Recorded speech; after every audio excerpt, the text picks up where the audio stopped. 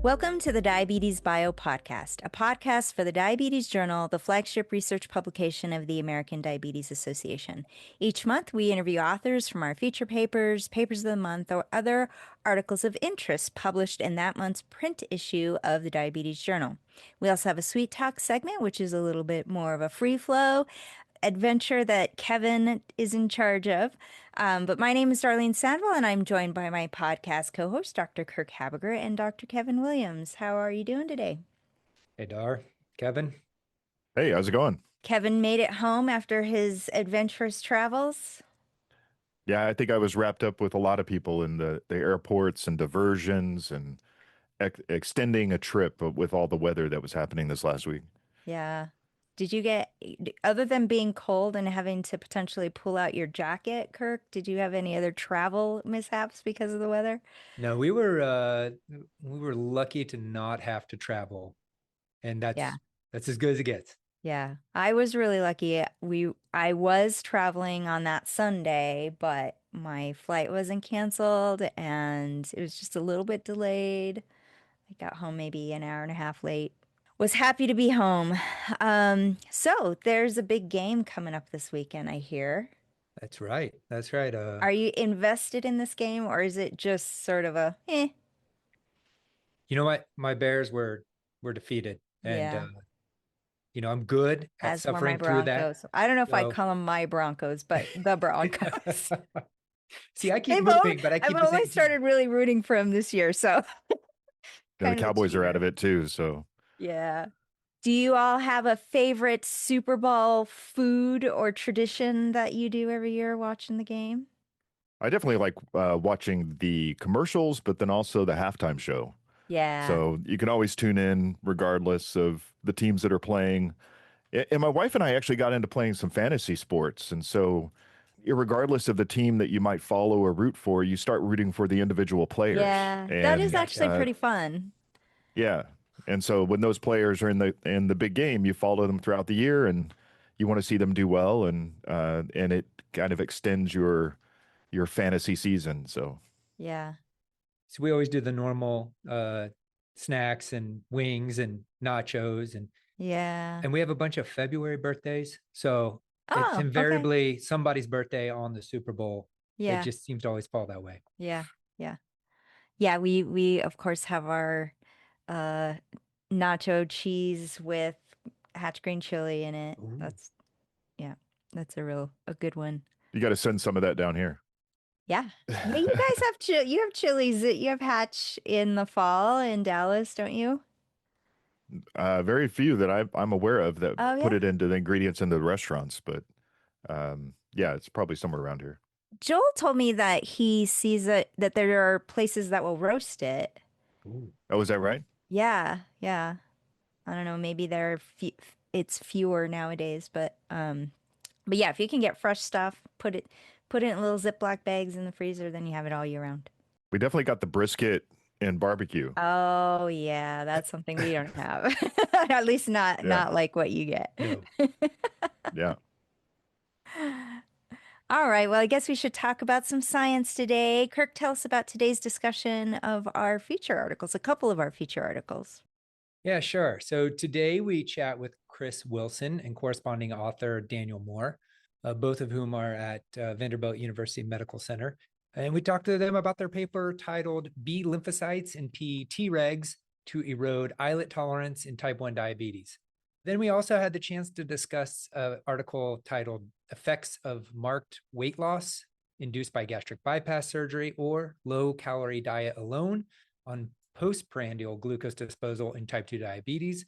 And that was with first author Bettina Mittendorfer from the University of Missouri. Daniel and Chris's interaction are another example of a really nice mentor-mentee rapport. That was really fun to interview them. And yeah, absolutely. Those are always the best interviews. Yeah. Kevin, what do we have coming up for the Sweet Talk segment? Today, we're discussing how rare human phenotypes can be used to reveal fundamental biology about obesity, diabetes, and metabolic disease. We'll also hear how this approach helped unravel a long-standing mystery around pregnancy sickness. Our guest who will walk us through these issues is Sir Stephen O'Reilly, a clinician scientist at the University of Cambridge and a past recipient of the American Diabetes Association's Banting Medal for Scientific Achievement. I think this is an exciting conversation on how his work has reshaped how we understand metabolism and metabolic disease. So stick around and find out more. That was a fun discussion too, and I was really pleased to see. I've actually never been pregnant, so this is from a woman's health interest. Neither have I. But the fact that we potentially have a drug to treat morning sickness is super cool. Yeah, And it's very will help cool. a lot of women. So it's really cool. And we all should be interested in women's health as we are all dependent upon women's health. That's right. Absolutely. And this discovery is just in the last few years, right? Yeah, So yeah. it's very rapidly developing. And so it's pretty cool. Yeah, definitely. All right, well, let's dive in.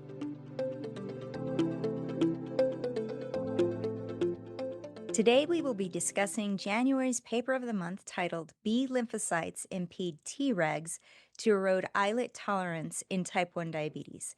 We are joined by first author Chris Wilson and corresponding author Daniel Moore. Dr. Wilson is an instructor in pediatrics and pediatric endocrinology, and Dr. Moore is an associate professor of pediatrics, pathology, microbiology, and immunology, and both are at Vanderbilt University Medical Center. Chris and Daniel, welcome. Thanks so much for doing the podcast and sharing your work with us today. Thanks for having us. Thanks for having us. All right, so I don't know if you've listened to the podcast, but we do like to provide a icebreaker question for you all. Oh, Chris is ready. All right, Very ready. So how about we start with a fun fact about yourself that has nothing to do with science. Dan, we'll start with you. A fun fact, I'm the chair of the Tennessee division for USA Fencing because my son got into fencing after someone allowed him to read the book Despero. He discovered that the mouse learned to do it, and so maybe he could learn to do it. And like all good parents, we told him, like, we'll look into it, and we didn't do anything, and he kept asking, and now he makes me travel with him all over the country and do other administrative tasks outside of my normal administrative tasks. All right, what a supportive dad. That sounds fun though. Fencing is A lot of kind fun. of Would it's- recommend. Everyone should try.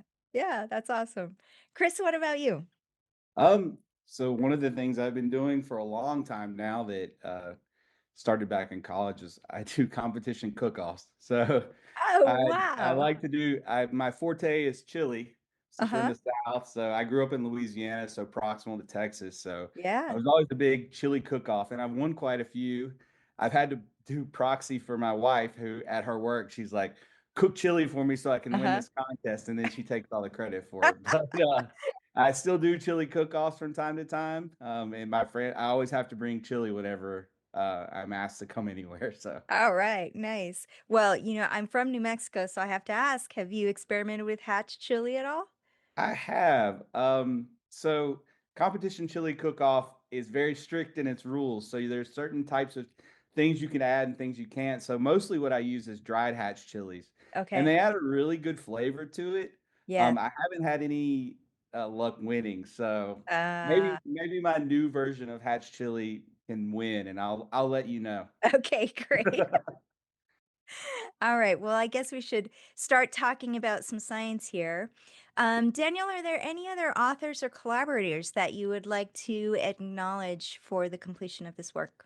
Well, there weren't very many of us on this work, but certainly I can't go without acknowledging Blair Stocks, who is the second author on the paper, who is an MSTP student in the lab and is now a faculty member at Baylor in urology. And so he did all the transplants, like pretty much anything that got transplanted in there. So he honed his surgical skills with little tiny mice. So anyone seeing him for big person surgery procedures should feel really secure about his skills. And then Alex Falk is a researcher in the lab who really helped us bring this over the finish line. I think in the broader axis, I mean, I have to really acknowledge, like, standing on the shoulders of giants. Like, it's like a long time to get to this work and a long time to get to these ideas. I've had the opportunity to train with lots of great people over the years. I worked with Christian Lagern and David Sachs at Transplantation Center in Boston to start my career, and that got me interested in transplantation. I got a chance to work with Ali Naji, who really brought B cells, along with some other people, into the type 1 diabetes space. I got to work with Jim Markman, who thought about B cells and transplantation. So we thought about those things together, and then I just kept going from there. Yeah. College, like the late Michael Cancro and the late Tom Thomas, who are real B cell experts, who also contributed to my ideas around this work. And then all those things together kind of, put the idea just to keep thinking, like, what are B cells doing? What can they even do? And that's part of what led to the opportunity to develop this paper. All right. Awesome. Maybe you can start by giving us an overview of your research program, kind of more broadly, and then how this project fits into that.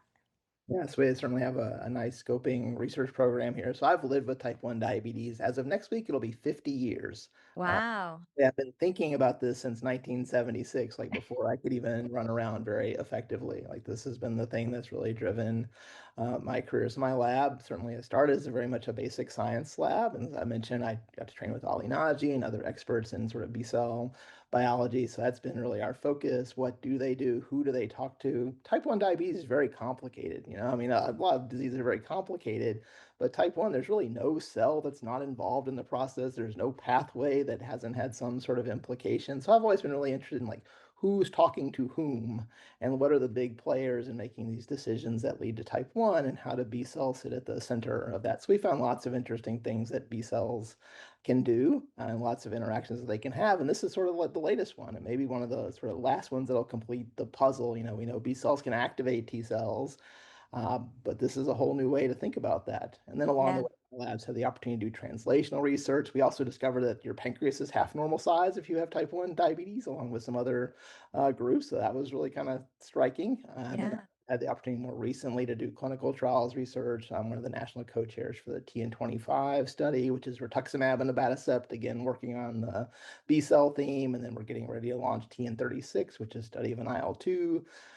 Modified IL-2 to try to promote Tregs. So again, B cells and Tregs and stuff have kind of been a central theme of all the things that we've been doing. But I think this is really a crown jewel here of finding a new thing that B cells can do, maybe not only in diabetes, but maybe other places as well, something that people have not thought about before. And now we can think about it and try to understand how it's happening and what contributions it makes. Really cool. All right, Chris, we're going to switch to you now. In the rationale for this project, you highlighted the presence of autoantibodies and the efficacy of rituximab in type 1 diabetes as evidence linking B and T cell interactions. You also note that the role B cells play in type 1 diabetes and how to therapeutically disrupt their pathogenic function remains an area of great interest. So, can you summarize for our listeners where you see the greatest gap in knowledge regarding this T-B cell interaction in type 1 diabetes and how work in this article addresses that gap? Sure. And while not diving deeply into the whole of immunology and throwing a bunch of CDs up, I'll keep it pretty 30,000 foot view. Yeah. I mean, I think the biggest gap in understanding type 1 diabetes is not really whether B cells matter. I think we have decades showing that they do, but how they matter, why they matter, when they matter, what specific functions they're performing at different stages of the autoimmune response in type 1 diabetes, these are really important questions. So as Dan mentioned, like we stand on the shoulder of giants. So we have had genetic models like the MUMT mouse that was pioneered by Dan's mentor, Ali Naji and David Serez. And David Serez was kind enough to gift us these NOD MUMT mice that we'll talk about a little bit later that helped us to really hone in on the role of B lymphocytes in type 1 diabetes. And then like you mentioned rituximab. So we know that anti-CD20 depletion with rituximab, so rituximab targets CD20 and B lymphocytes, it really works to halt beta cell destruction. And that's something that I don't think a lot of people at that time would have expected because we think of T cells as the end stage effectors of beta cell destruction. But what we've seen going from there is that when B cells return, they mess things up again. So why, when they come back, does it seem that they now renew islet and beta cell destruction? And what can we do to alleviate that? And then two, and clinically, we know there are case reports of individuals who don't have B lymphocytes, but still get a type 1 diabetes-like autoimmune condition. And when we look at pancreas slices, I was at the NPOD meeting last year, and there was a lot of discussion about the variability of B cells in the islet actively participating in disease. So this kind of brings into question, are B cells actually participating at the site of attack? And so these are questions that really we as B cell biologists in type 1 diabetes need to answer, is what role B cells play. And so the central dogma has always been B cells activate T cells go and kill the beta cell. And I think that's true. B cells are really good at capturing and concentrating anti-islet antigens. So they have their B cell receptors, they sit on top of the B cell, and they can bring in a lot of islet antigens concentrated in ways that innate antigen presenting cells like dendritic cells can't. They can't concentrate antigen as well as B cells can because they're always surveying. And we have people like Rachel Bonamy's lab here at Vanderbilt that are really looking into understanding how B cells activate effector T cells to go off and kill beta cells and promote that process. But I think what our study kind of adds is this nuance. You know, they B cells may not always be activating pathogenic T cells. They also may erode the regulatory side of B cells. And so that's important caveat to make, because that kind of changes our perspective of how we intervene therapeutically with B cells in type 1 diabetes. Yeah, so let's get more into the nitty-gritty details about what you did in this paper. So you mentioned the nod, you call them mu-MT? Sure, yeah. Yeah. Yeah. MT. So the nod mu-MT mice that you used for this project. So maybe explain those mice a little bit, and then maybe talk about the transplant experiments that you did to try to understand the system. Sure. So these two mice strains we use in this paper, they're closely related strains, and really they differ by one key feature. So the NOD mouse is the classical preclinical model for type 1 diabetes. The mice spontaneously develop autoimmune diabetes. It kind of resembles human type 1 diabetes because they get immune cell infiltrate into the islets, and their immune system gradually destroys insulin producing beta cells. And then the NOD mu-MT mouse is the same genetic mouse, except they have a mutation in their heavy chain of their B cell receptor, so they don't develop any mature B cells. And this was created by David Serez with his classic speed congenic mu-MT paper that he came out with to create these mice. And what's significant about these mice is these mice don't develop type 1 diabetes to the same degree as their wild type counterparts. They're almost completely protected. You might get a few leaky here and there that get disease, which is also important for what this paper sort of says. So in a nutshell, the NOD has a full immune system, develops autoimmune diabetes. The NOD mu-MT, same genetic background, same T cell repertoire genetic background, but they don't have mature B cells protected from disease. All right. And then you used some transplant experiments to push the system a little harder, right? So the transplants we did involved allogeneic islets, so mismatched islets. They were mismatched for their MHCs, some of the major mismatches. And so what we did in that model is we took islets from a different mouse and we transplanted them to both NOD and the NOD mu-MT mouse. And we used a tolerizing therapy called anti-CD45RB. And not to complicate it, because we're not studying CD45RB, we're using it as a tool that has this long history of transplantation tolerance. So this molecule has been shown to induce transplantation in many other mouse strains. It's also gone all the way, to primate studies, and it's very effective at inducing tolerance, but it does it in a Treg specific fashion. And so we knew Tregs were essential for this tolerance induction. So when we transplanted islets into the NOD wild type and the NOD mu-MT, the B cell deficient mouse, we saw that only the NOD mu-MT mouse was able to become tolerant to transplanted islets. But what really surprised us was the NOD mu-MT can still reject islets, so it doesn't need B cells to actually carry out active islet immunity. Whereas the NOD wild type that has B cells, it didn't matter what we did to that mouse, it still rejected the islets. So tolerance was not possible in that strain. Whereas if we remove B cells from the equation, we can get Treg mediated tolerance to sort of return and protect islets, which I think is really an important aspect of this study. I'll just add, if I can. I mean, I think this is a really important piece because people complain about the NOD mouse that it's like too easy to prevent the diabetes. It's too simple to do this. Nothing really ever clinically translates, even though we got teplizumab from the NOD mouse and other, things that we have now, but people complain it's not stringent enough. But if you look at the transplantation history, it's not difficult to transplant a lot of mice. You can put hearts in them and livers in them and kidneys in them and what have you. There is no treatment that tolerizes the NOD mouse. Like, you put whatever you want, you can put a heart in it, a kidney in it, you're not going to succeed with having long-term tolerance of those grafts. And that's really the holy grail when we think about people with stage 3 type 1 diabetes for long term. They need new islets, right? They're probably not going to spontaneously regenerate them. And it's also an incredible immunological barrier in the NOD mouse. So it's one that we really respect sort of preclinically. Like, if you can understand how to overcome the transplantation barrier in NOD mouse, which we've done here, pretty much done something that's never been done before. Now, we didn't overcome it in the NOD itself. We found a model, the MUMT, where it doesn't have B cells. You have to figure out if we can combine those therapies to target B cells later. At what point would you need to do that? But it's a key linchpin, understanding what are the barriers that prevent tolerance from being reestablished in the diabetic system. So that's a great springboard to my next question. And I hope you can dig in for me on the NOD MUMT mouse treated with the anti-CD45RB therapy, right? So specifically, can you highlight the interaction that the therapy targets to prevent the rejection response, and then how B cells participate in that, or I guess in the MUMT mouse, how they cannot participate in that, right? CD45RB therapy has a long history that Dan was a part of when I was just a child. And I think he's rubbing it in there, ouch, Dan. no. A little bit.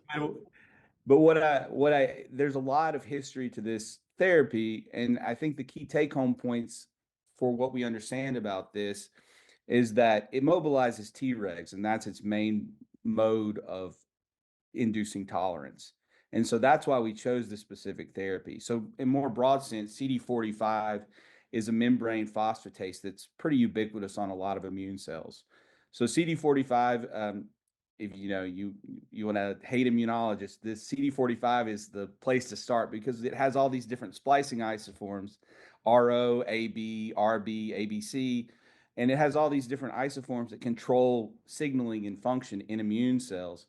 And we use it to denote a lot of different memory populations of T cells and things like that. And so when we target the RB isoform, what we think is happening, we don't know. There's been some studies that we've done previously in other mouse models that shows that it modifies signaling. And this signaling leads to a state that is permissive for Treg induction. We don't necessarily know how that happens. What we also know is that these Tregs are necessary and also sufficient for this tolerance. So we can transfer Tregs in mice that have received an islet and anti-CD45RB treatment into another mouse, and they can facilitate tolerance to newly transplanted islet in that mouse that's never experienced those before. So Tregs are really the linchpin which all anti-CD45RB therapy seems to move around. How it works specifically, we don't know, but there's a lot of things that we utilize that we don't exactly know how it works, but we know the endpoints and we know that Tregs are really important for this. And that's what made us choose anti-CD45RB for this particular application in the NOD mouse. Great. I guess, and then as a follow-up, I thought the durability that you guys observed in the second graft was really cool. And then can you also, I guess, explain why you chose to use the two different strains, right? And what that tells you in your secondary transplant. Yeah, so the one thing I did bring up was durability, but the one thing I didn't bring up is specificity. And so durability and specificity are really the holy grail of your ability to induce tolerance, because you want it to be durable, you want it to last, but you want it to be specific to the thing you've induced tolerance for. Because if you don't, then you're going to end up being, open to any and all pathogens that want to infect you. So anti-CD45RB does this in a very durable and specific fashion. And so to test that and to classically show that in transplantation, you take one mouse and you transplant it. And we do this under the kidney, so you can remove the kidney. I didn't do it. Blair did. Blair Stocks did. I have to give credit to Blair because he's the one who did all of this. But he can remove the kidney, and then he can transplant the same type of islets under the other kidney, and then he can monitor blood sugar for rejection. So that can show durability, right? You're able to put the same islets into the other kidney without any further treatment, and the mice accept that new graft. For specificity, we take an allo mismatch from the first donor. We take the kidney out again, we put it under the other kidney capsule, and we watch blood sugars go up again because those islets are being rejected. So that's the sort of way we demonstrate durability and specificity with anti-CD45RB. I think that's a subtle thing. We don't want to immunosuppress people. We want to actually be able to have a durable and specific tolerance induction. And that's really why we utilize this therapy. Yeah, I thought it was a very cool finding. So thanks for highlighting that. I think this is really important in transplantation intolerance studies. Like, if you want to make a claim about tolerance, you have to re-challenge the system. And so that's really what it is. You put the same graft in a second time with no new therapy. Well, after the first graft, you're determining whether or not you're really tolerant. And that's the thing that a lot of the mouse studies and things miss in the spontaneous diabetes model. Since there's not like a trigger in the spontaneous diabetes model, you can't really re-challenge it to see whether or not you have tolerance. So a lot of times people give a treatment and they pause the immunity, but they don't really know if it's stable. And of course, as a person walking around, you're challenged every day.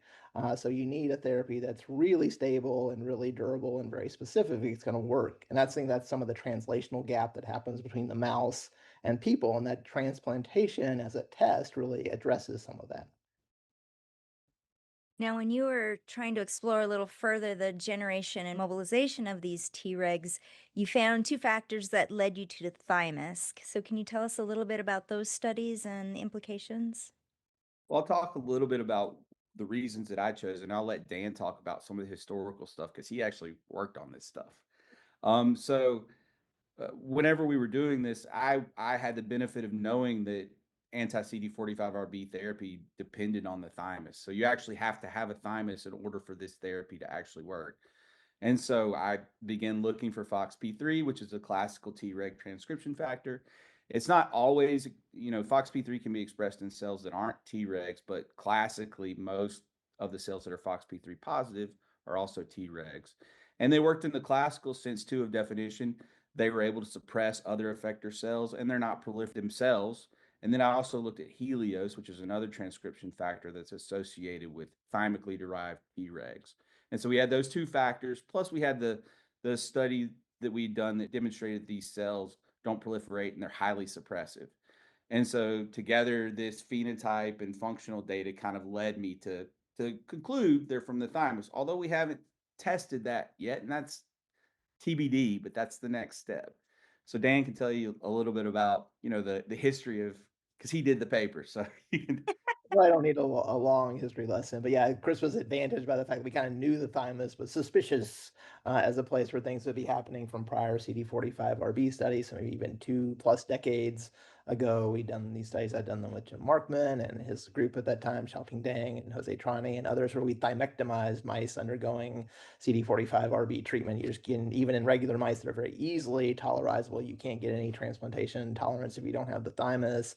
We did some very fun old school experiments where you inject the thymus with tracers and then watch the cells, come out from there. We don't do a lot of those experiments anymore. It's very difficult, and the mouse people give you a lot of hard time about doing that. But back in the old days, you could follow the cells around pretty good. Wild So West. when we could find the Helios and the FOXP3 that are, again, good markers of that. And then it kind of addresses a fundamental biology question that if you weren't regulated beforehand, you probably need some sort of new cell to do that. Probably be the most expeditious way. Maybe you could activate some cells you already have, but if you could incorporate some new cells with the right specificities to really hammer home the tolerance, and those would have to come from the thymus if you're talking about T cells and Tregs. Okay, so you guys wrapped this study up by hypothesizing that Tregs from the mu-MT mice would be superior at restraining the activity of diabetogenic splenocytes. Can you tell us how you tested this hypothesis and the implications of those findings? So yeah, this was something that I spent a lot of time trying to figure out. So what led us to that conclusion? I mean, we had the model where we used the NOD mu-MT mouse and the NOD wild type mouse, and we had tested tolerance within those systems. But we really needed to put them up against the same cells that they were trying to restrain, because you could hypothesize that B lymphocytes being absent could actually make it so the autoreactive cells that destroy the beta cell, they're just less good at doing their job, right? So they're not as activated. They can't go to the islet and destroy it as well. And so one of the things I thought, let's just test it out right. So we brought in another mouse. This is the NOD rag mouse, and it lacks the rag gene, and this makes it have no adaptive immune system. So everything is the same. As an NOD mouse, it has no B or T cells. So it never gets type 1 diabetes because it has no adaptive immune system. And what this allows us to do is it allows us to take cells from a wild type NOD mouse that has the full complement of the immune system, deplete the Tregs, and put them into this NOD rag mouse. And then we can take Tregs from our MUMT mouse and from our wild type mouse that grew up with B lymphocytes and put them in with those diabetic cells. And so then we can just monitor disease.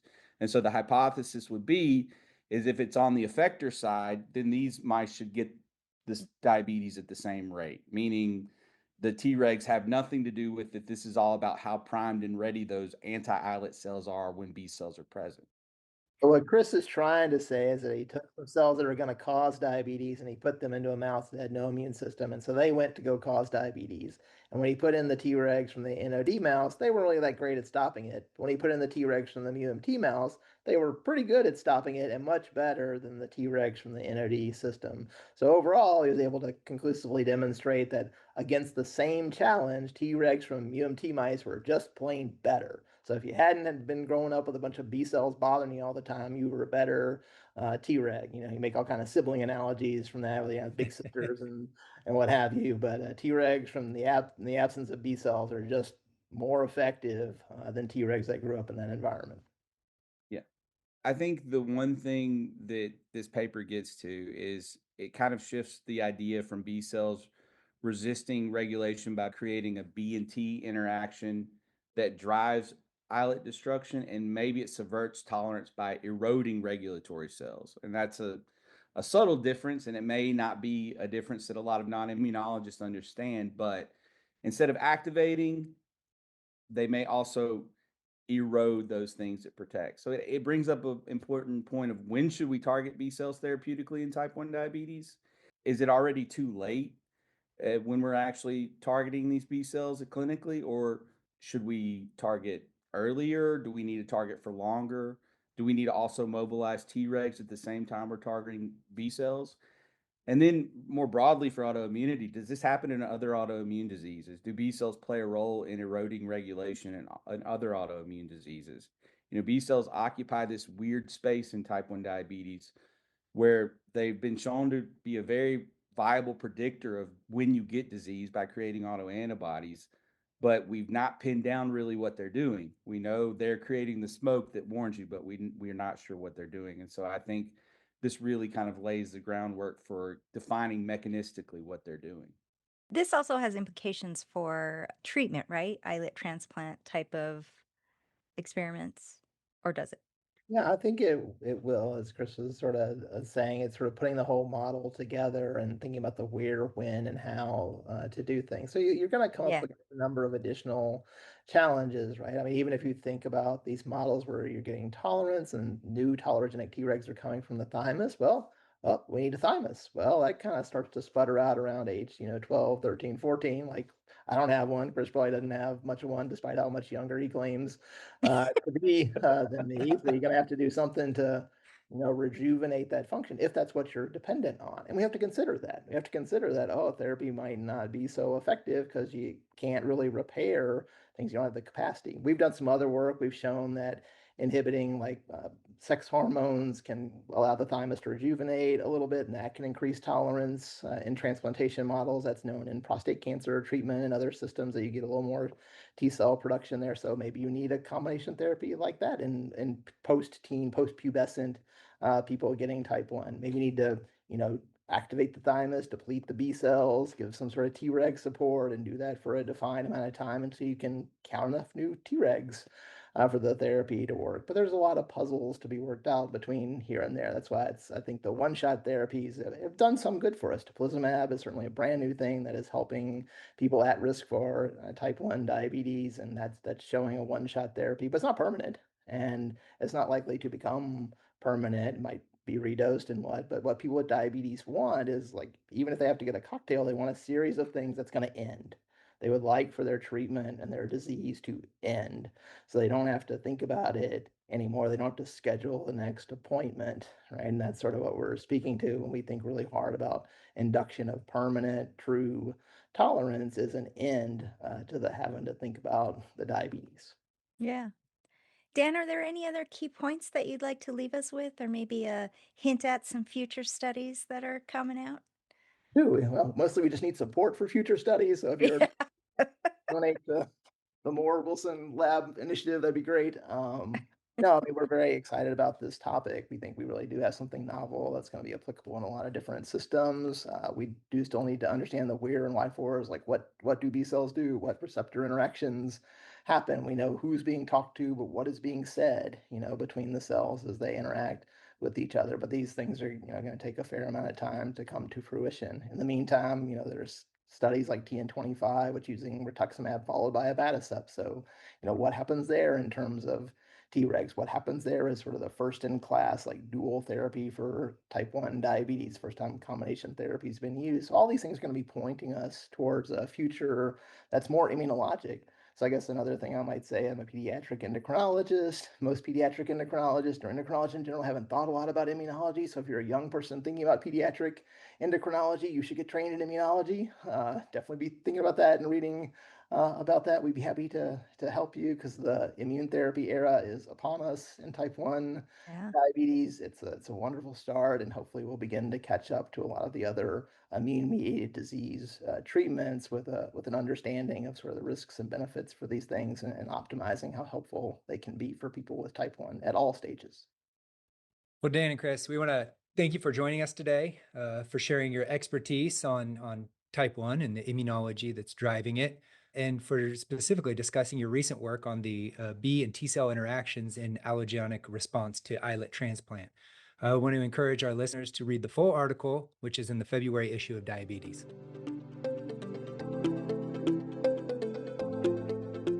Next up, we're discussing the paper Effect of Marked Weight Loss Induced by Gastric Bypass Surgery or Low-Calorie Diet Alone on Postprandial Glucose Disposal in Type 2 Diabetes. And we're discussing this work with Dr. Bettina Mittendorfer, who is Senior Associate Dean for Research and Director of NextGen Precision Health Clinical and Translational Science Unit at the University of Missouri. Welcome to the podcast, Bettina, and thank you so much for sharing your work with us today. Well, thank you for hosting me. It's a pleasure. Bettina, we like to start out with an icebreaker, and I'm going to ask you my favorite icebreaker question, which is, where's your most favorite place that you have lived? And maybe share a custom or a food that you have brought with you from that place. Oh, my most favorite place that I've lived. I mean, I've enjoyed every place that I've been. I have to say, and this sounds a little bit lame, I think, it is St. Louis. And it's just in part because I had a really good time there, raised my son there. It was a fantastic time. It combined pretty much all the things you want in life. Nothing was perfect, but the sum of it was really good.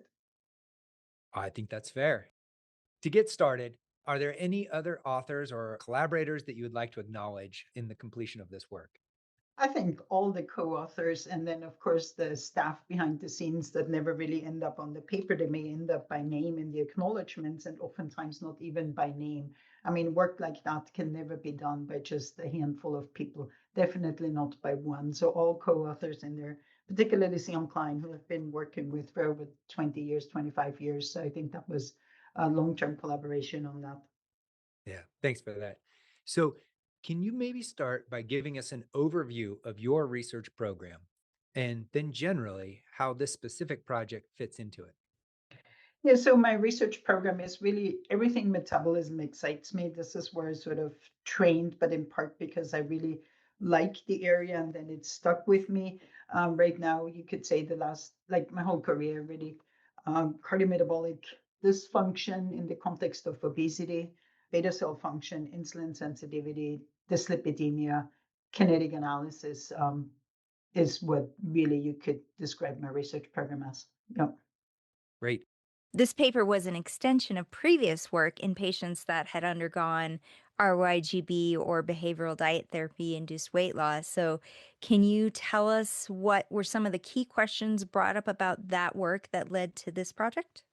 Yeah, this paper is actually an extension of two prior studies that were done. The first one, of course, is the comparison of the gastric bypass surgery compared to diet-induced weight loss on metabolic function. And the previous paper really focused on insulin sensitivity and then endogenous glucose production, glucose appearance in the circulation as well. What was overlooked there was the difference that we observed in the area under the curve for postprandial glucose concentration. There were differences between the two treatment groups. And that was sort of, to some extent, actually, amazingly to me, that it just never rose to the top of attention. And so to me, it was the gist of the prior paper was there's really, for insulin sensitivity as well as glucose total rate of appearance in the circulation, both from endogenous sources as well as from the meal that was ingested, was not different between those two groups after treatment.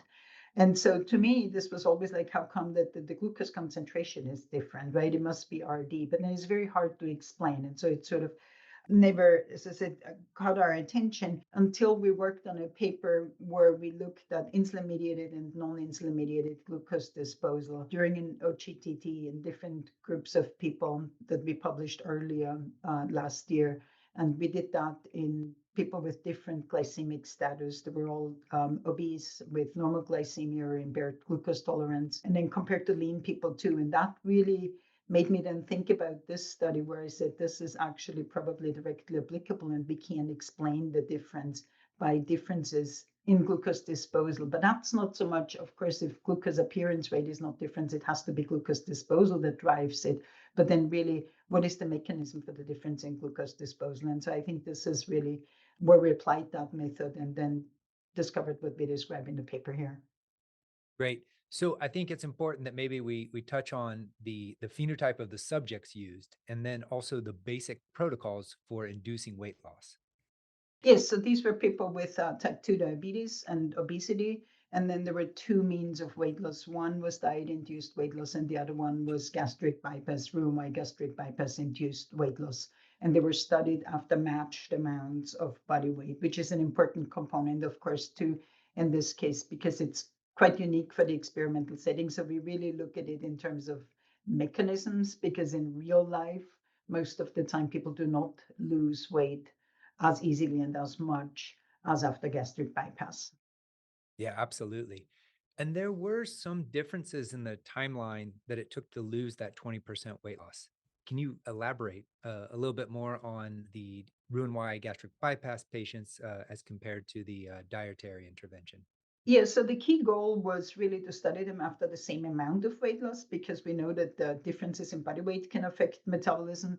But then, of course, it's we tried very hard to keep the time it takes to achieve that weight loss the same too. It is incredibly difficult to do that though, because gastric bypass is so efficient, particularly early on in inducing weight loss. And so achieving that even with the most rigorous diet intervention and dietary monitoring is very difficult. So in the end, it took a little bit longer for the diet group to lose the same amount of body weight. And so we talk about 12 to 16 weeks, I believe, in the gastric bypass group, and then 20 to 24 weeks in the diet group. So there is a little bit of a difference, which of course could affect the results. I doubt that, because there is enough variability in that everybody was weight stable for several weeks before we did the post-weight loss studies. All right, and then you go on to do a mixed meal tolerance test, and you did some area under the curve calculations for both the glucose and insulin responses between the interventions. So, can you speak to those differences in the area under the curve without going into too much details for the tracer experiments that are coming up, but the fact that the patterns of responses were different between the weight loss interventions? Yeah, so we looked at the postprandial period as the summation rate, the area under the curve. But then, of course, the area under the curve is sort of a big overall integrated value. When you look at it, the dynamics after gastric bypass bypass are quite different of nutrient absorption, and particularly in glucose absorption, right? Very rapid appearance of glucose from the meal in the systemic circulation, and then a rapid decline back again, which after a normal, like diet-induced weight loss with intact intestinal system, it's a much slower absorption rate. And so I think this is really the key to it. And I think that dynamic response, right? The overall picture doesn't give you what insight into what is really going on in the physiology because of the kinetic system, right? Like glucose absorption rate, insulin secretion rate. So sum total may be the same, but it really depends on how you arrive there over time. Yeah, so that was really, I mean, it was apparent in both the glucose responses, but also in the insulin responses. So do you think those patterns of insulin response matter for glucose regulation, or are they just a reflection of what's going on with glucose? I think it's both. I mean, it's a reflection, right? Because glucose drives the insulin response. And so the more glucose that enters, the more insulin is there. I think the key thing that we were able to uncover, and I'm very happy to have that backed up by a study that was done prior by a different group from Australia, that they did intestinal infusion of glucose with different rates. And sort of what we did with the gastric bypass, where you have a rapid appearance of glucose in the systemic circulation.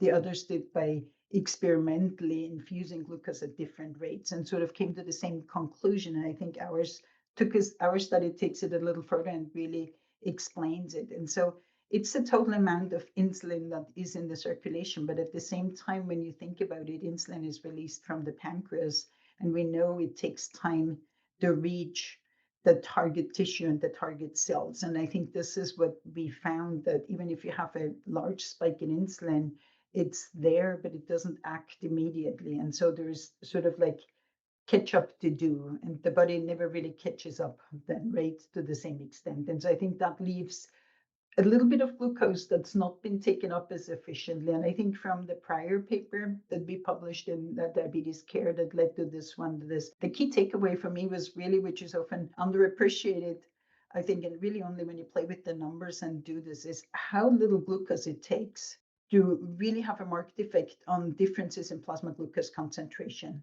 So especially when you do an OGTT, the 75 grams, it's a tiny, tiny, tiny fraction. If you don't dispose of it, it can have a marked effect on plasma glucose concentration. So it's not this sort of, when we look at plasma glucose concentration, you think it's like everything's broken in a diabetic person. It really is a fairly small amount of glucose, or very tiny amount of glucose, that drives that plasma glucose concentration. Interesting. So that actually is a great springboard for our next question here, which is the use of the dual tracer methodology, and is really the crux of the paper. Can you describe this methodology for us first, and then I'll follow up? Yeah, so what we did is we infused a glucose tracer intravenously, and then we also added a glucose tracer, a different tracer that we could distinguish, to the meal. And so by doing so, we can track the two sources of glucose into the circulation. And so by that, we can figure out what the total glucose appearance is, but also how much of it comes from the meal and how much of it comes from endogenously produced glucose, primarily the liver. And then, of course, both sources are in the circulation and then need to be taken up, right? And insulin action is a big driver, of course, for postprandial glucose disposal. Right. And you found big differences in the patterns of response in both the rate of appearance and the rate of disposal with this approach between the groups. Can you tell us more about those findings? Yeah, and I think that gets to where I mentioned before, because with the gastric bypass, there's a rapid flux of glucose into the systemic circulation. It triggers a rapid release of insulin, but then because insulin, there's a lot of insulin when there is a lot of glucose, but it all happens so fast, it sort of doesn't quite have the same insulin action as it would with a slower release, because it takes some time for the insulin to reach the target tissue. And so there's a lot of glucose circulating. And then at the same time, when insulin isn't acting yet, when there is a lot of glucose in the circulation, there is mass action of glucose disposal. So it's the non-insulin mediated glucose disposal. That, however, is less efficient than insulin mediated glucose disposal. And so what you have is by altering the timing of the glucose appearance, right, or speeding it up, actually, you make less efficient use of the insulin, if you want to think of it like that. So by the slower release, you allow insulin to get to the target tissue, and then sort of glucose follows afterwards, and then you really hit the peak when insulin is ready to act in the target tissues, is sort of the way I see it. And so by altering that dynamic, you create that. And so I think the implications for that go beyond gastric bypass as well. That could explain some of it, right? Simple sugars versus slower absorbed carbohydrates and stuff is really what is the optimal sort of rate of glucose appearance to make optimal use of insulin action. Yeah, so just to be perfectly clear, what you saw was that the RYGB patients had higher non-insulin mediated glucose disposal. Is that correct? Correct. And so Yeah. early on, particularly, and that is Yeah. less efficient, right, in Yeah. terms of disposing of it. And so I think that just that simple early timing, right, rapidly release, then can account for the difference in total glucose area under the curve, for the greater glucose concentration postprandially with it. Yeah. And then remind me, did you have similar rates of remission of type 2 diabetes between RYGB and the diet intervention? So it depends on how we define remission. The HbA1c decrease was just borderline significantly lower or better in the diet-induced weight loss as well. Okay. This was really a mechanistic study, right?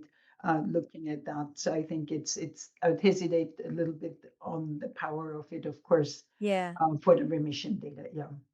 It just makes me curious about way back when CGM's the data first came out, there was this idea that glucose variability was considered a risk variable, and we're definitely seeing that the RYGB patients are having that increased variability. I don't know if you had any patients that had hypoglycemia postprandially, but I don't know. I'm just kind of interested in, if they're still having improvements, but they have this glucose variability.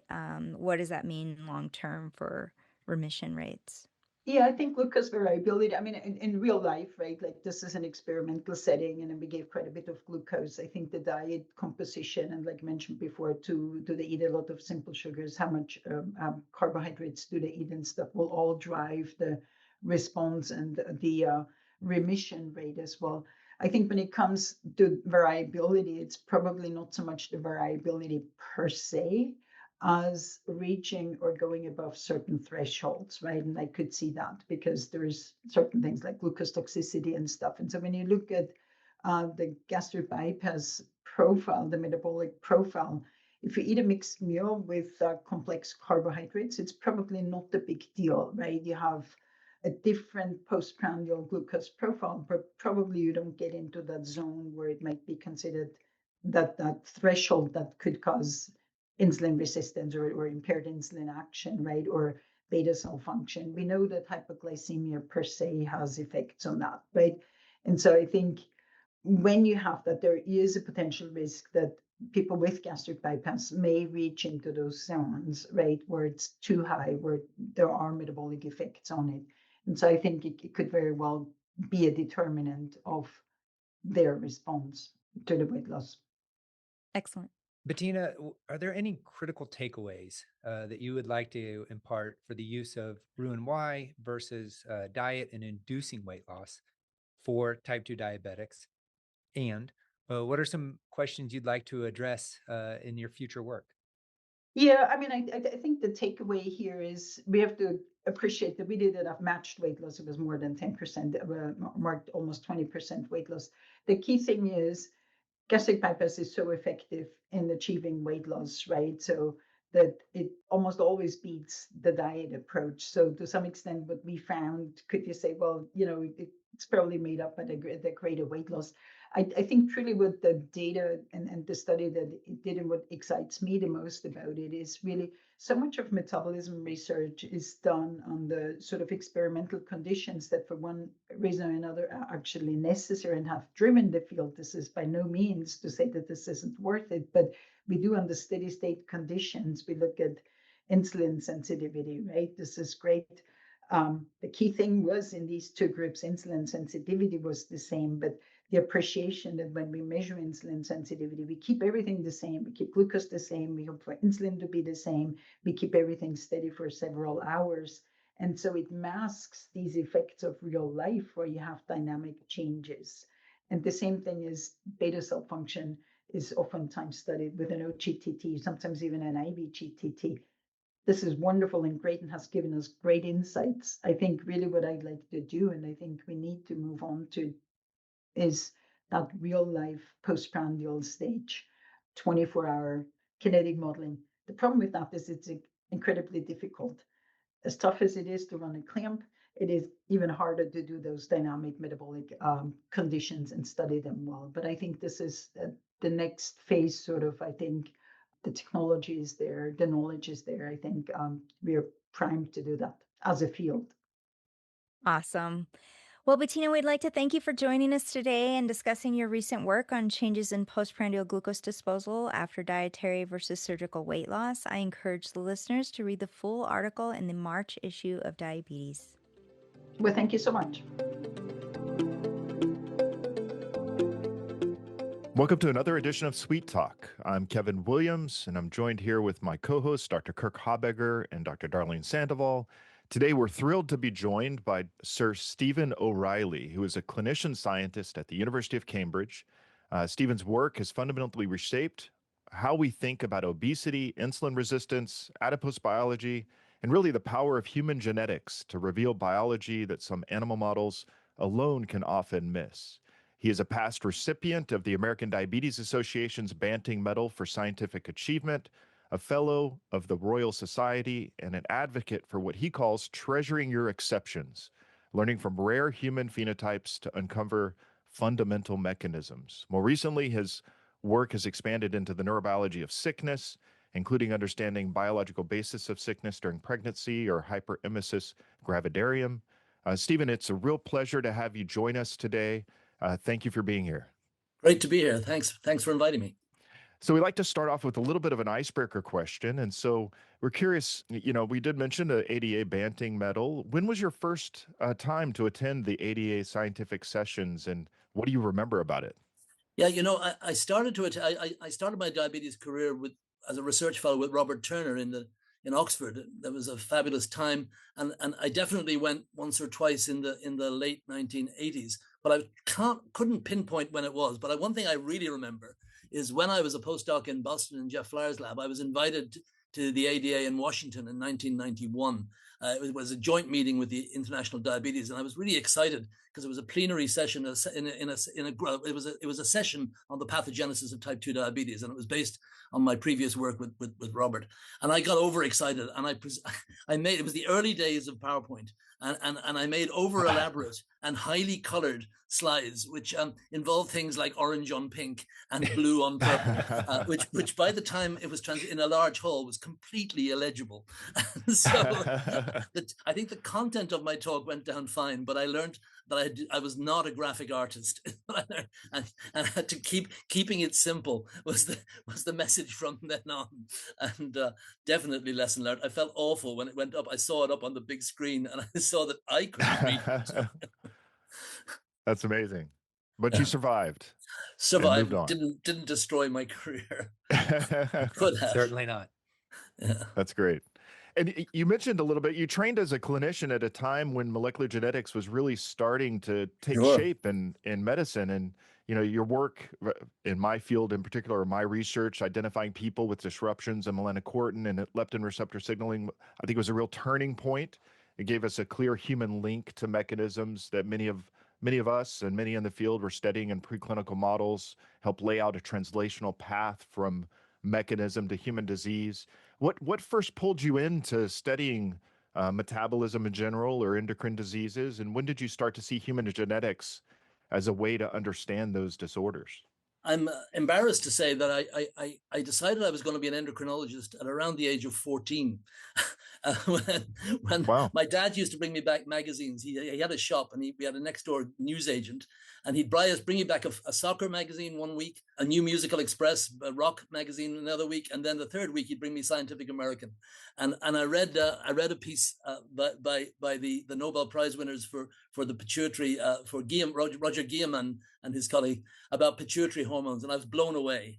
These hormones, and I thought that's what I'm going to be when I grow up. So I decided I would be an endocrinologist. So it's really, I've always loved hormones, and so I decided when I wanted to do, having qualified in medicine, I wanted to get some research done. I said I wanted to research endocrinology, but then I met this wonderful man, Robert Turner, who said, I'm actually a diabetes researcher, but isn't insulin a hormone? And he sat me down and convinced me that insulin was the most interesting hormone. A 4-minute half-life was incredibly crucial for existence. It was hugely important for common disease. And if I was a real endocrinologist, I should study insulin. So I started doing insulin physiology with Robert in the 1980s and that went very well. We had lots of interesting findings.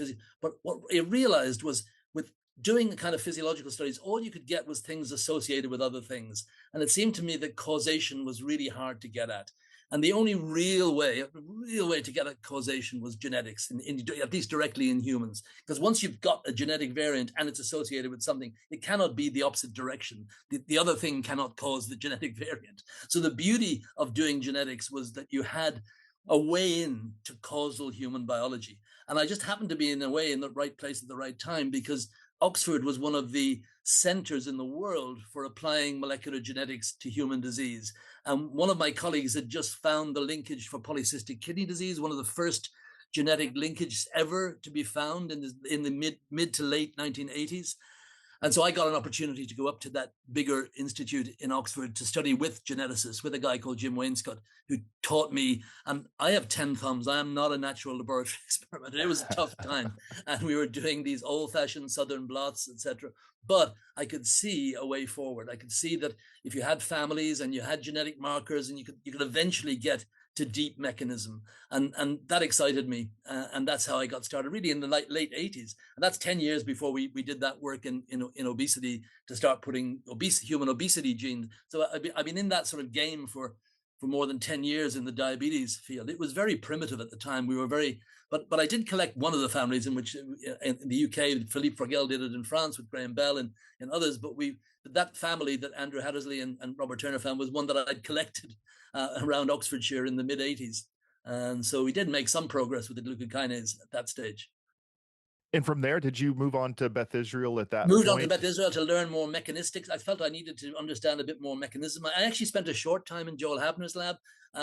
In a way, what I tried to do there was too tough for me. I just really wasn't a hardcore molecular biologist. I enjoyed my time in Jeff, learning about insulin resistance and obesity. And then I was lucky enough to get a fellowship to start my own lab back in Cambridge in the early 1990s, working on insulin resistance primarily, which we've continued to work on ever since. And with obesity becoming a bit of a side issue, it was really through an individual patient I saw in my own regular clinic, who a few years later we characterized as having PCSK1 deficiency. She, in fact, was the key person to get me into obesity research. And she was a patient in my own clinic. She just came in with reactive hypoglycemia, a long history of severe obesity. And we kind of puzzled why she had this reactive hypoglycemia, found she had high proinsulin, then found she had high other prohormones like POMC. And then that ultimately led to dissection, and we had to clone the human gene at that stage. Well, this was before the Human Genome Project. So a wonderful fellow in my lab, Robert Jackson, who sadly passed away last year, spent years cloning the PCSK1 gene, and finally taking a real risk that it wasn't going to be that, but it was. And we found the PCSK1 mutations that were causative, and then went on to find the leptin deficient kids. And then further on, then it became obvious that it was going to be very, very helpful to study early onset severe obesity. Do you have a number counter as to how many mutations, variants that you've identified in different patients? I think if you consider insulin resistance and obesity and also other things that we've got into, such as it led us into hypogonadotropic hypogonadism and other it's getting into the high 20s, but I mean, a lot of these are collaborative. I don't claim them all myself. I have wonderful, obviously collaborating with later my fellows who then became collaborators, Sadaf Faruqi, Giles Yeo, Tony, where it's a team effort. And also we've collaborated with others around the world. So often gene discovery is a collaborative effort, but it's into the 20s or even 30s if you be liberal with the definitions of what monogenic, both insulin resistance, lipodystrophy, obesity, and central gonadal disorders. And the nice thing is that some of these are actually treatable. That we can actually. Right. The great thing is that it has led to specific therapies for at least a subset of these disorders, which is tremendously exciting. Absolutely. I think that's a great jumping point here to our next topic, which is your Banting lecture and the introduction of the phrase "treasure your exceptions." Yeah. So can you maybe explain for us what that philosophy means to you in practice and how it's allowed you to be so productive? In fact, you can actually probably trace it back to William Harvey, the discoverer of the circulation of the blood, who said something like, "There's no better action for a physician than study the mechanisms of rare people with unusual diseases, and you can learn more from those than." The Cambridge geneticist, the person who coined the term genetics, I'm blanking at the moment on his name, but he in the turn of the century coined the phrase "treasure your exceptions." He says that they are unusual ways of breaking open a field by seeing something that doesn't fit the normal run-of-the-mill type. And I think that has been very helpful. I mean, very simply, in some ways, if something happens very severely and very early, it's much more likely to have a sort of catastrophic and findable cause. So it's just easier to find a singular cause of something that happens very early and severely. So, you can learn a lot from that. I mean, it was arguable, would that be helpful to help us understand the more common phenotypes? And that's, for a long time I was told, oh, well, you're just finding these rare, you're just like a mouse collector or a butterfly collector. It's not terribly, it's very interesting, but it's not terribly relevant. But actually, when you start asking the question, are the mechanisms we find for rare monogenic obesity, for example, we only ever found single genes that affect largely appetite control. And what turns out for the common obesity, that is largely the mechanism whereby the common genetic variants impact on obesity risk. And then secondly, with lipodystrophy, with the rare lipodystrophies, it turns out that by far the commonest underpinning of common metabolic syndrome is impaired adipose tissue function. So I think the monogenics have actually given us the signal that's really also not exactly superimposable, but very helpful in thinking about the common disorders. Yeah, it's a wonderful description. And I think it leads me to my next question, which is, how do you decide whether it's a rare case reflects true biology or noise or coincidence? What's that thought process that goes through your head? Yeah, so obviously in cases where you come across an anonymous gene where there is no known function, and there's a huge amount of work to do, unless you've got vast families and can track it through a linkage analysis, etc. I mean, that's really tough. So you have to assemble a body of evidence that makes it clear that we have found certain causes of disease, the AKT2 mutation, so far only in one family with severe insulin resistance and lipodystrophy. But like the community believes this must be true because everyone understands the biology of AKT2. But you can also ask, what more have we learned? In a way, it's a paradox. The clearer your disease is, the less interesting in some ways, the less novel it becomes, because you know it all from the cells on the mice anyway. There are some lovely examples from others where the human genetics really does come first. I mean, our PCSK1 came before the murine genetics did. Our human PPAR gamma, I mean, the mouse knockout is lethal. So there were no mouse. So the first time that PPAR gamma was associated genetic changes with any metabolic phenotype was through our human patients. So you can get originality from human genetics. I mean, Helen Hobbs is a great example in Dallas of, with PCSK9, also with the liver disorder. So you can start with the human. Quite often we've, our body of data in humans is built on the knowledge of what something does in cells and mice, but nobody has attributed any human disorder to those genes, and we've gone looking for humans and what they might look like if they had those disrupted genes, and if those genes were disrupted, what would the phenotype look like? So you go and look for that phenotype, and then hey, it is, that is what it looks like. So you've touched on a little bit about what I want to talk about next, but maybe we can dig a little deeper. I think a big impact of your work is shifting how, from thinking about adipose tissue just as storage, right? So your Yeah, bathtub analogy in your yeah, Banting lecture comes to mind, but as a major determinant of metabolic risk. And your work on lipodystrophy really kind of, I think, helped us think about dysfunctional adipose tissue a little bit different, and that connection to insulin yeah. resistance and the roles of mutations in PPAR gamma, for example, that might drive lipodystrophy. Basically putting the adipocyte biology front and center, right, in Yeah. metabolic disease. So, can you talk a little bit more about your thoughts on this, and maybe beyond the genetic mutations, but more on the physiology and sort of impact on obesity and metabolic Sure, sure. consequences? We and myself, particularly my colleague David Savage, have contributed a lot to the literature about single gene disorders disrupting adipose tissue. I think probably the most important work we did in that was not really discovering the genes.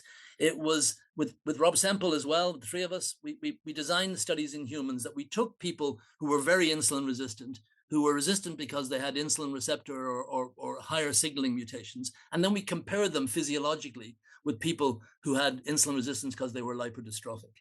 And what we found was striking. What we found is if you just have a bad insulin signaling, you don't get fatty liver, you don't get low adiponectin, you don't get dyslipidemia, you don't get all those features of obesity.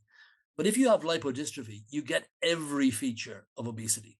So, lipodystrophy completely mimics obesity. So that made me think differently. And then our second, I think, most important thing we did was with our genetic epidemiological colleagues, Nick Wareham, Luca Lotta, Robert Scott.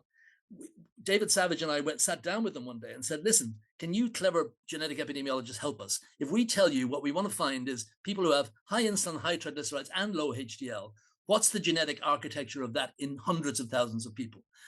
They came back and they gave us a list of genes, and those genes were extraordinarily enriched in adipose tissue. There was almost nothing in the brain. If you did that question about obesity per se, you'd find all brain genes. Whereas with this phenotype of high insulin, high trigs, low, it was all adipocyte genes, but pretty much it was really, really enriched. And so, wow, it's so important that the genetic architecture is telling us that your ability to store fat healthily in adipose tissue is the dominant explainer of why you get metabolic syndrome at various levels of BMI, at different levels of BMI. And so adipose health and its ability to healthily store any excess fat any excess energy that's the professional job of the adipocyte depots. That's what they're doing. Now, we have continued to work in that area, and I think we're now in our third most exciting phase, because we've actually started now to find really quite common variants. And one is published in the bioRxiv thing with our collaboration with Pfizer on the ketone body sensor in adipose tissue, where 17% of people, Europeans, carry a specific variant that's been missed for technical reasons in the literature. And that is an anti-lipolytic signal in adipose tissue. And as I say, 17% of people carry a variant, and that predisposes you to metabolic syndrome. And we have an even more exciting set of data that is just about to be submitted and is not yet in a bioRxiv thing, where we think we found what is the commonest sort of genetic variation that influences adipose tissue function. It came slightly unexpectedly to us. And I can probably say that we have actually presented a single monogenic case. But this is something that Phil Shearer talked about a lot, but it's a slightly different concept. But the adipose extracellular matrix is an enormously important determinant of how healthy adipose tissue remains. There are multiple molecules made in the adipose tissue that are enriched in adipose versus other tissues. And there are multiple instances of both single gene and common gene variants that we're all putting together into one story at the moment, where it's a whole new field for us. So understanding how adipose tissue, and of course you can think about adipose tissue, it is by far the most flexible tissue in our bodies. No other tissue that we have can change in size and weight by 2 orders of magnitude in a single individual over a lifetime. And it's designed to be able to adapt physically very rapidly while holding on to these very delicate spheres that are the triglyceride rich. So properties of the extracellular matrix are unique, and their adaptability is unique. And what we're finding is, if you're not making that properly, you're really not maintaining you're not able to maintain healthy adipocytes.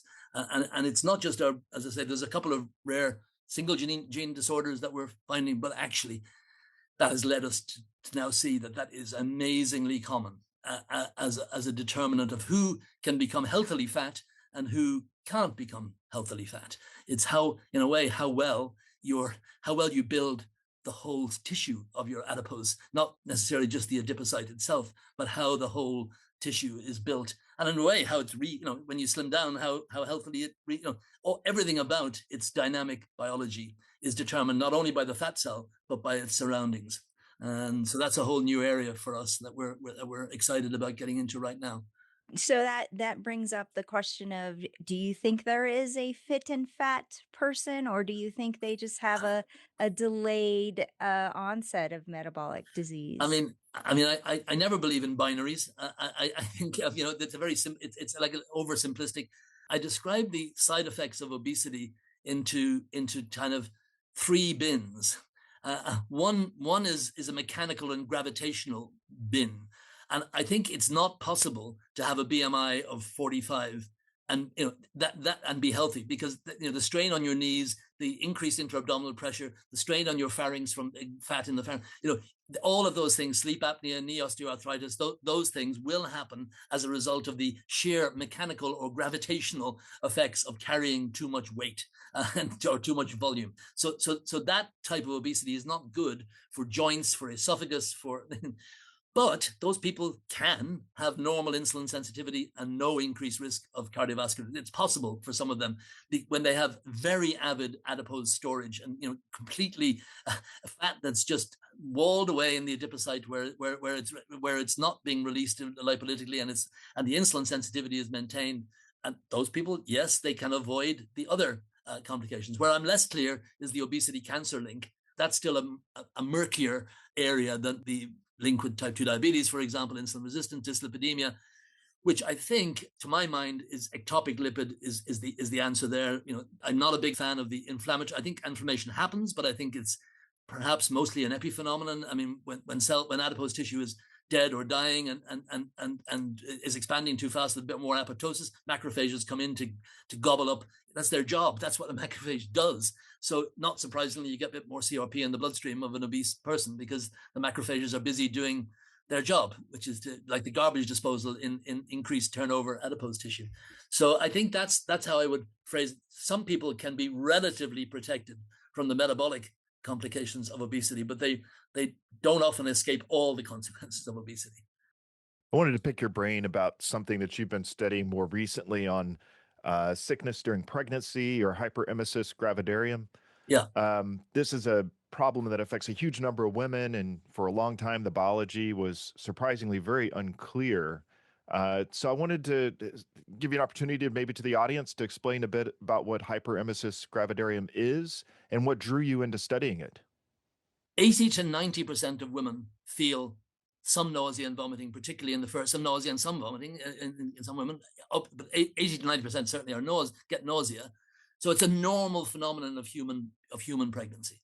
But about 2%, it's so bad that they end up in hospital having intravenous fluid because they can't keep down fluid. So hyperemesis gravidarum is simply the end of a spectrum of nausea and vomiting. It is not a unique disease. It is just when this nausea and vomiting is so severe that women lose weight and can't keep down food or even fluid and need hospitalization. It's the commonest reason to be in hospital in the first trimester of pregnancy, to be admitted to hospital, the second commonest overall. Now, 20% of women in a big huge Norwegian study of everyone pregnant in Oslo for several years, 20% of women lost on average 16 weeks of work in pregnancy due to nausea and vomiting.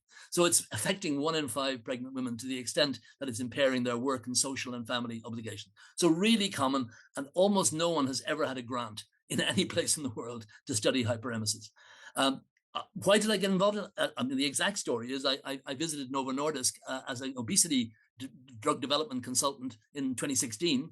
They described GDF15 as a potential therapy for obesity. I was only vaguely aware of it, but they had cloned the receptor and they revealed that in confidence to us at the SAB meeting.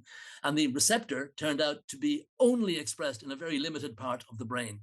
And as someone who'd worked on leptin for many years and was fascinated by hormones that come from the periphery and go to the brain, it was a light bulb, hairs on the back of the neck experience to be there at the birth of what seemed to be, it was previously just a biomarker and was obviously had to be a hormone because it was made peripherally and only acts in the brain.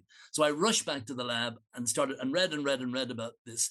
And then I read Sam Bright's paper from 2000 describing very high levels in human pregnancy, just normal human pregnancy.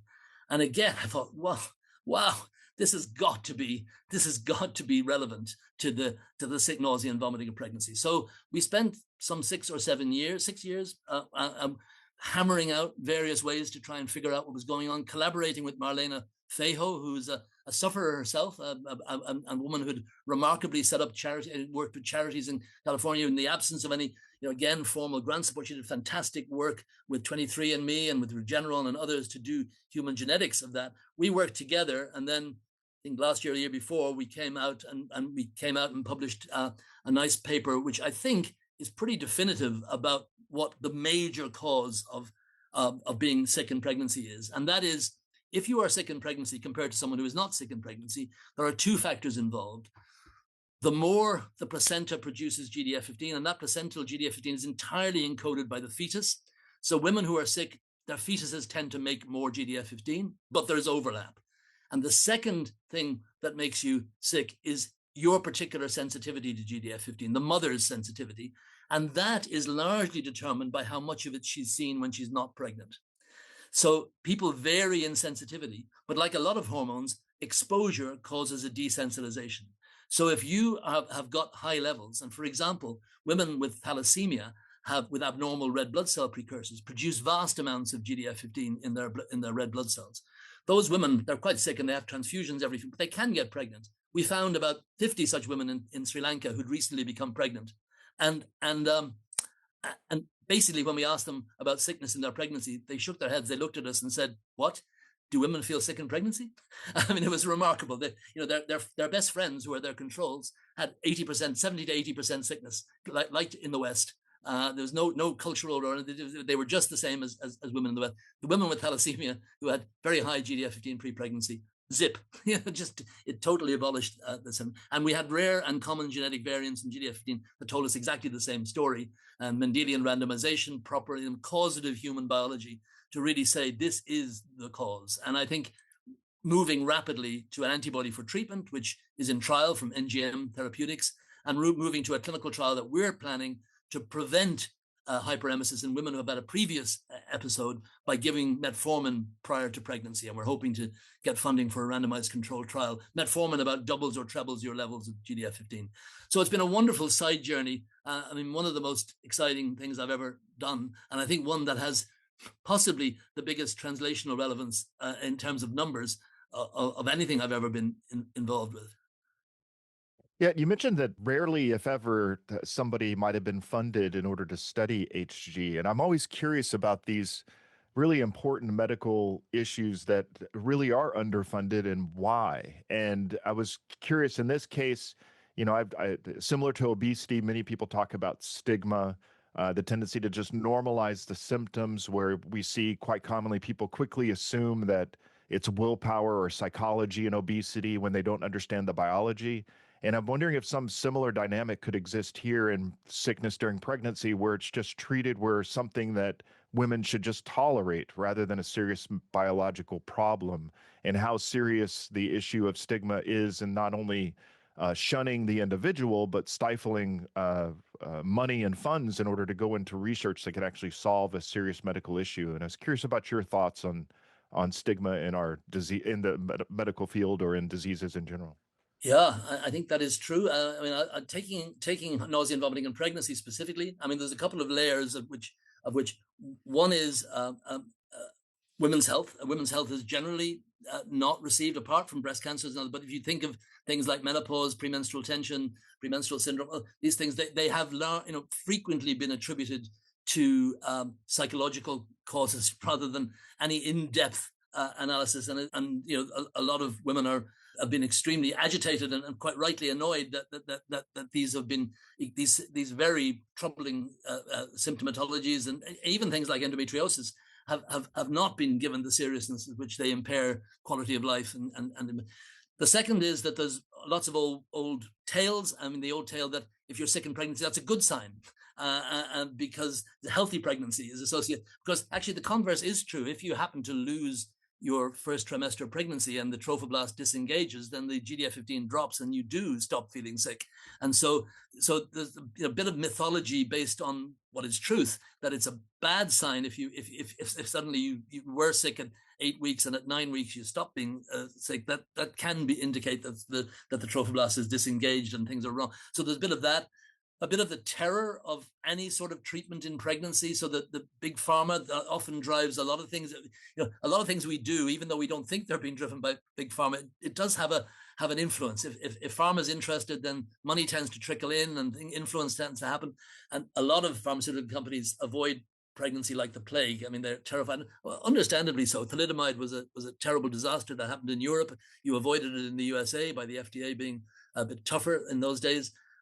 So I think there's numerous layers in which this has led to neglect, particularly in hyperemesis. And similarly, when I started 30 whatever years ago in obesity was a bit of a Cinderella, and again assumed to be largely down to social dysfunction, individual, personal bad habits, etc. And now I think we have changed the dial on that quite a bit. I want to come back to hyperemesis. I wonder, are there parallels that we can draw with chemotherapy-induced nausea or cachexia? And maybe you can comment on that for us. Absolutely. So there is no doubt, because we have very good work in non-human primates done by Dana Breen at Pfizer and others, and work from NGM, that chemo-induced nausea and vomiting is almost exclusively driven by GDF-15. It is produced in response to platinum-based therapeutics. They're very toxic to kidney cells and to liver cells, and they rapidly pour out GDF-15. And if you block that in primates, you stop nausea and vomiting. So I think it could, in the future, transform the face of chemotherapy-induced nausea and vomiting by improving the current regimes. And then thirdly, cachexia, we already have progress in that, again, particularly with Pfizer. They're the first in clinical trials. And a subset of patients with cancer, their cancers and the surrounding tissues make GDF-15. GDF-15 high levels go to the brain, suppress food intake. By other mechanisms, possibly what we've shown that they activate neuroendocrine pathways. They may contribute to muscle breakdown. And so the high GDF-15 levels have been treated in a phase 2 by Pfizer, published in the New England Journal of Medicine last year. And it's the first ever treatment for cancer cachexia that has stabilized and regained lean mass in individuals, even a year later. So there is a clinical trial, and they're now a phase 3, and it's been the first genuine advance. I mean, personally, I have to mention that Sam Bright is a sort of small lab in Sydney, went there in 1997 after postdoc at NIH. Sam has never had anything other than a small lab. All of the early discovery of GDF-15 comes from Sam. And Sam is still active in Sydney in his mid-70s. I met him, I had dinner with him in Sydney a few weeks ago, and just want a shout out to Sam Bright, who discovered it, showed that it acted on the brain, showed that it acted on the hindbrain. He did all of the early work, and was a great proponent of the cachexia, of the role in cachexia. And so he's been banging that drum for a long time. And it just shows you in science, it often takes a long time, as long as you have to be persistent, as long as you're persistent, eventually, yeah. So surely the role of placental GDF-15 is not restricted to making moms feel terrible, right? Yes, it is. So why is it there, right? Yes, it is. I'll tell you a nice evolutionary story, and it's supported by very good evolutionary biologists. Daniel Statmar has just written from Harvard, a very nice editorial on it. I mean, the answer to your question is yes, it is. And so, and the reason being the following: what's special about humans? Because this only happens. The high GDF-15 levels in the placenta only happen in humans and catarrhine primates, very high primates, the apes. So even spider monkeys don't do it. No dog, cat, nobody else does it. So only us. So why would that be? Well, we have very precious singleton pregnancies. We don't generally have multiple pregnancies. So each pregnancy is very precious. It takes a long time. We grow a big brain. It takes a long time. So every pregnancy is a really precious one.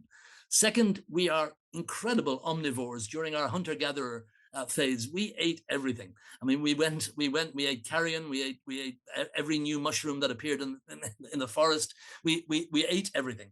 And thirdly, we're a highly migratory species. So we were constantly changing our food environment and moving into different places with different sources of food that we had to try and experiment with. So you're pregnant. What do you want to do? You really want to protect that trophoblast and protect that early sorry, not trophoblast. We want to protect the early conceptus and the particularly during the teratogenic period.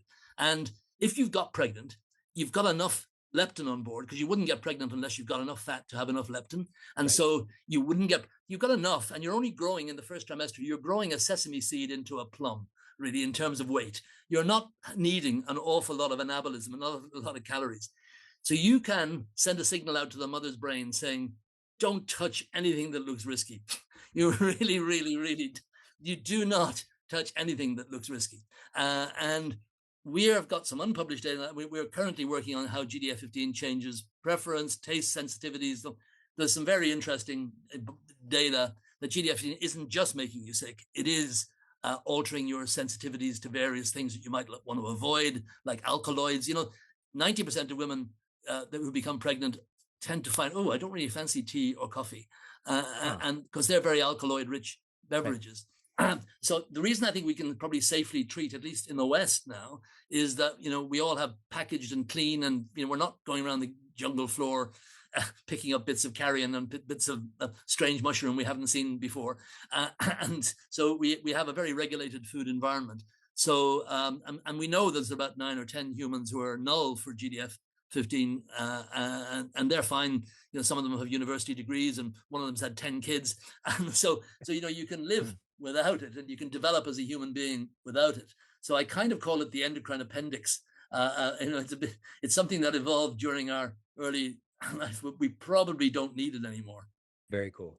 One of the things that's kind of interesting is, the whole study of GDF15 started because of obesity, right? And like with GLP-1, GLP-1 causes nausea, but it also suppresses food intake. So can we think of GDF15 as an integration point for regulation of appetite and malaise, or is it more of a malaise? Like, are they targeting it for obesity anymore? No, well, there have been 3 companies have tried, and everyone stopped. I don't see it. I mean, this is where Sam and I still disagree a bit, because Sam did do the first transgenic overexpression experiments where the animals lost weight and the GDF15 showed act on the brain. So he kind of saw it as a leptin-like molecule, part of a homeostatic system. I don't see it as part of homeostasis. I see it as part of allostasis. I think it's there as an emergency sentinel signal for stuff going on that we've done to ourselves from the environment.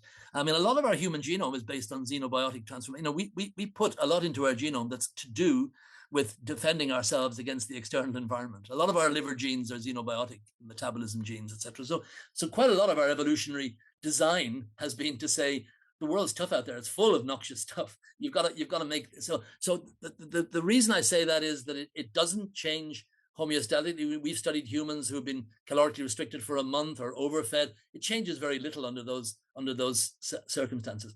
Where it does change in mice is if you make them, and you know this, I mean, if you make mice very fat, then if they lack and they start getting fatty liver and you start making more GDF15 due to the stressed liver, if the GDF15 null mice do get a bit fatter. So the signal that comes from the stress cells in high fat feeding is enough to restrain a little bit of food intake at the toxic end of overnutrition.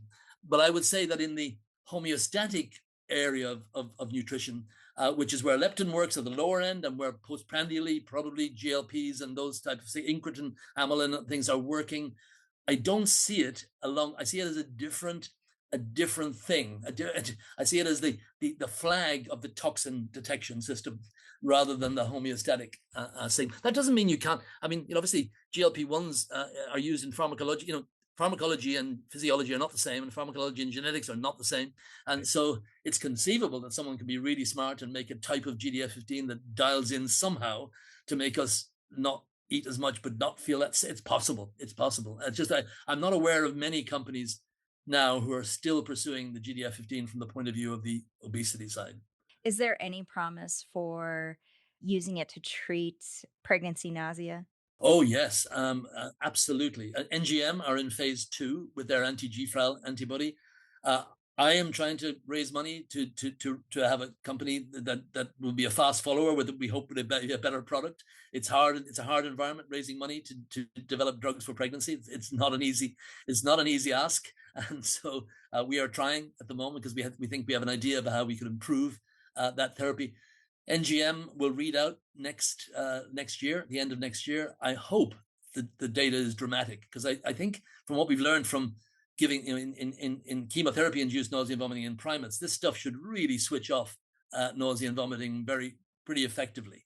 And so I'd be very surprised if the trial is not dramatically effective. But I have no insight into. I'm conflicted, so I'm not involved in the NGM trial. But I wish them very well with their attempt. They started with cancer cachexia, but they saw the data on hyperemesis, and they were the only ones really willing to take a risk on pregnancy. And they got their trials being done in the UK and Australia, where the environment and the regulatory environment is more pro treating drugs in women these days. The UK has been much, I think, very enlightened, thinking there's just not enough good drugs for use in pregnancy. So it's been a good regulatory environment to do trials in the UK, and so they're doing UK and Australia for their first phase 2. Dr. O'Reilly, this has been a wonderful, really a great conversation. Before we wrap up, I think we probably have some young investigators out there that are listening and want to pick your brain a bit. What do you think, and well, just some related questions. What do you think the biggest opportunities lie, or where do you think the biggest opportunities lie in metabolism and human biology over the next maybe 10 years or so? And the related question there is, what intellectual risks are worth taking if you were to advise a young investigator?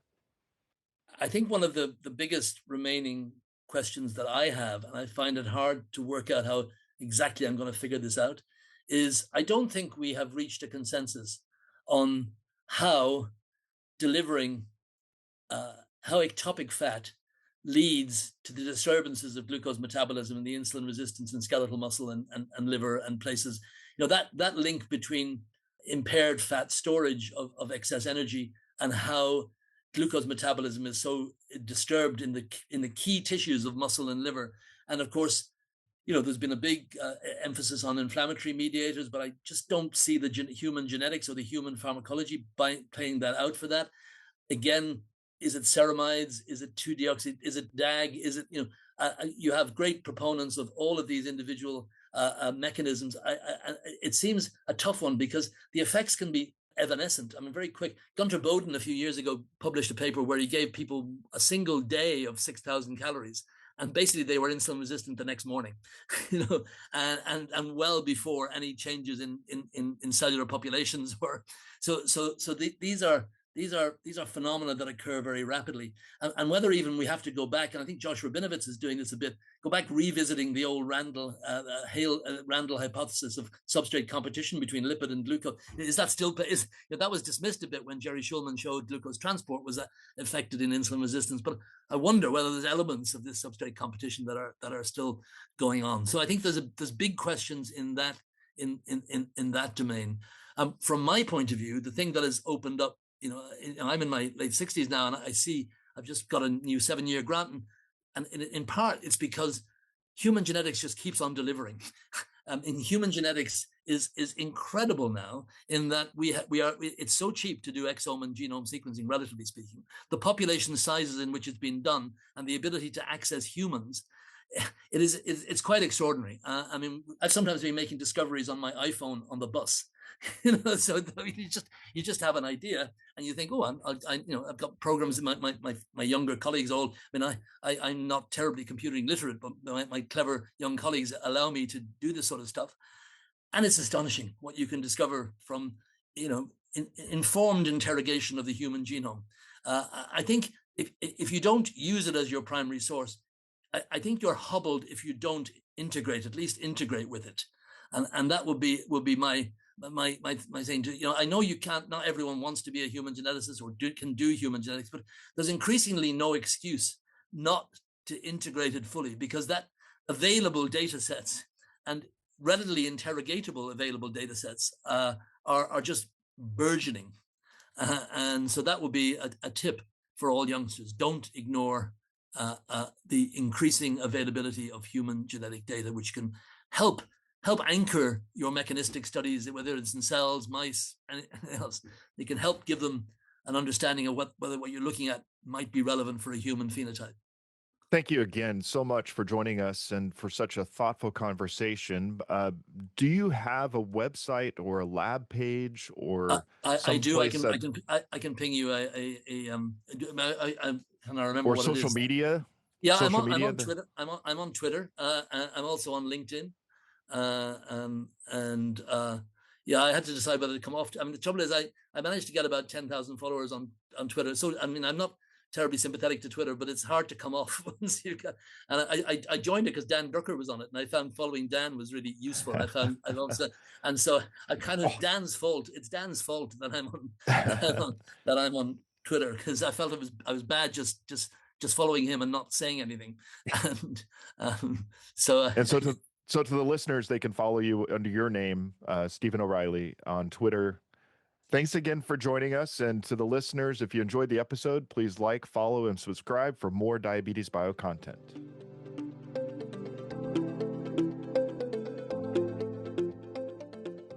Thanks to all of you for joining us on the Diabetes Bio podcast. We hope that you're enjoying our discussion of the work that the Diabetes Journal is publishing each month. The feature articles we discuss in each episode are freely accessible at diabetesjournal.org/diabetes and are also listed in the episode notes for your reference. As with any podcast, it really helps us if you like, rate, follow, and subscribe to the podcast. And if you have any feedback for us, we'd love to hear that as well. We look forward to presenting to you each month.